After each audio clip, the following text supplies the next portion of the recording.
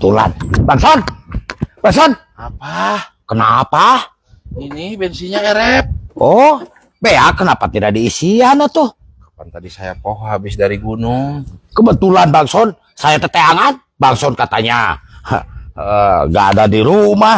Saya para regel bitis kemarin udah main bola. Ini punduk juga. Carangkul. Tolong Bang Son. Di sini juga gak apa-apa. Nah, itu Pijitin. pijitin saya habis nggak ada dorong motor kudu mijitin. Kan Bang Son polisi. Tugas polisi itu apa?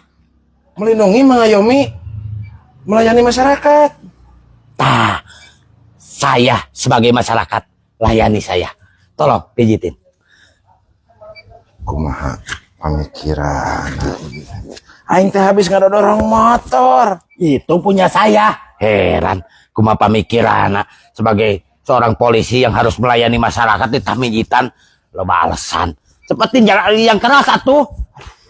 Ya wae, aing lagi capek. Tidak kerasa ini mah. Tidak kerasa. Ininya. Nah, ini banyak kutuan lagi Bu teh. Heran, kumaha pamikiran. Ini polisi sampai